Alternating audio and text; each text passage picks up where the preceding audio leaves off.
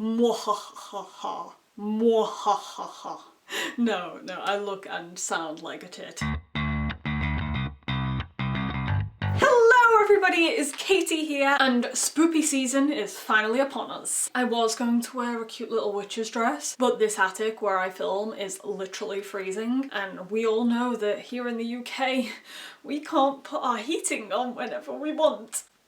So Halloween has always been one of my favourite times of year. It's my favourite season to head out with my camera and take pictures, and I just love Halloween in general. But the past few years I haven't really been able to enjoy this time of year because things that are bad happened in my life during this month, so I've started to associate it with the bad memories rather than the joy of Halloween. But this year I've been determined to re-find my love for this season, get myself feeling spooky for all the right reasons.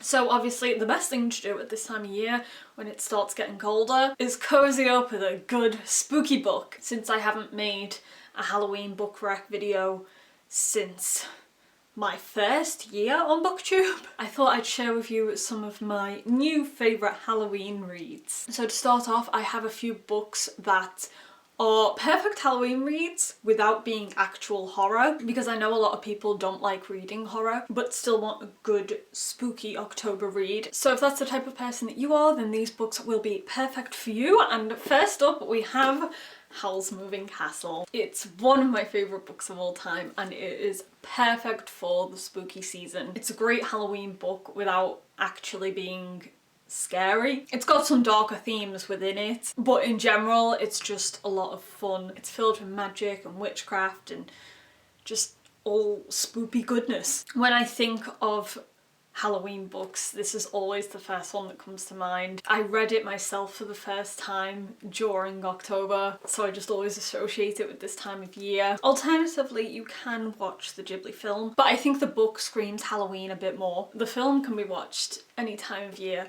all time of year, at least once a month if you're anything like me. Next one is Sorcery of Thorns, and if you like Howl's Moving Castle, you'll probably like this book as well. I spoke about this one recently, so I won't go too much into the plot, but this is another one that focuses on magic. It's got a fantastic world that's not too complicated, so you don't need as much brain power as a lot of other high fantasy books. It's fairly easy to understand while still having a lot of layers and depth to it, but it's also filled with magical goodness. It focuses on wizards and giant magical libraries and spooky books that come alive. So yeah, perfect for October. So next up we have Cemetery Boys. This is another one that does have like darker and more serious themes, but in general it's not a scary book. The story revolves around the Day of the Dead, so it's packed with Mexican culture. It has a trans main character, there's ghosts, there's a little hint of sacrifice, but it's also a lot of fun and it's more of a light-hearted fantasy. So it's perfect to read if you like something that's got a bit of spookiness to it but not actually scary. It's still a book you can laugh at. It's one of my favourites to read at this time of year because it fits. And the last one is The Many Half-Lived Lives of Sam Sylvester. This is another one I've spoken about recently, so you can find me chatting on about this in previous videos. This one is a mystery and there are a few darker themes, but it's not a horror story. The characters are investigating an unsolved death from the 80s, so obviously it does go into the murder mystery side of things, but in general it's a book that has spooky vibes without being a spooky book. It can give you the creeps, but it's not scary. It's scary how it shines a light on how high school students can be complete assholes to people who don't fit into their society norms.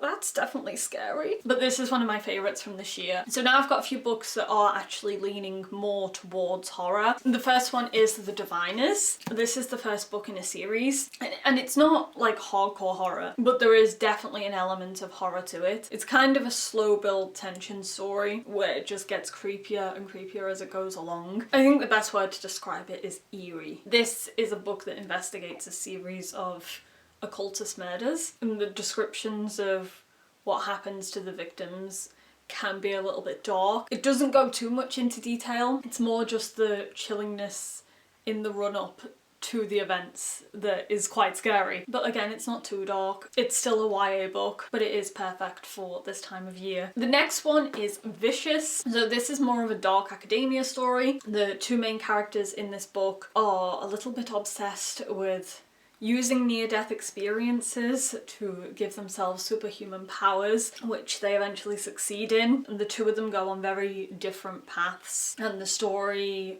follows one of them trying to track down the other to make him pay for the suffering he has caused. It is a dark story, they are morally grey characters. If you've enjoyed dark academia books in the past, then you'll probably like this one. It's not really scary, it's just more about morals and how far you'd go to be seen as a hero and what you would class as a villain. So the last one is Summer Sons. Again, I've spoken about this one recently. I don't really know how to sum this book up. It's just a whole load of whack. The main character in this is trying to unravel the mystery of his best friend's death, and he is able to see and get affected by phantoms of some kind. It's definitely not a typical ghost story. The way that phantoms work in this are very different to ghosts that I've read in other books. It's a lot more eerie and disgusting.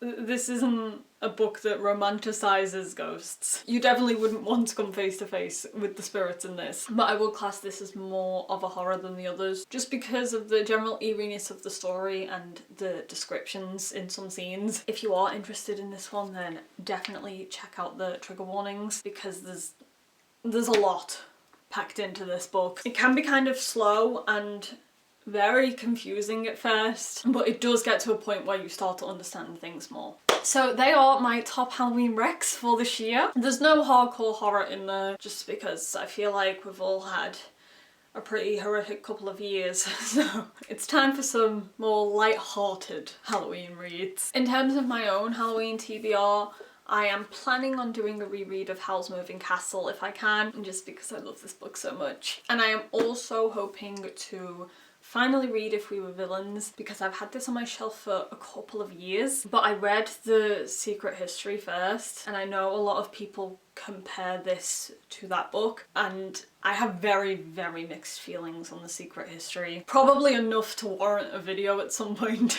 There is so much to unpack there. So I kind of just abandoned this one for a while, but I do still want to read it because people have told me that it's better than The Secret History. Dark academia is a genre that's very hit and miss for me. There's some books that I absolutely adore, and then there's others that I just don't click with at all. I love the aesthetics of it, and I love watching dark academia movies, but reading the books, it just depends on the author and the way it's written. So yeah, hopefully I can give this a try in October and see if I enjoy it. So please do let me know what you are planning to read this spooky month. Are you interested in any of the books that I've spoken about? Let me know all the creepy bookish things. Thank you guys so much for watching. I will see you next time. Bye!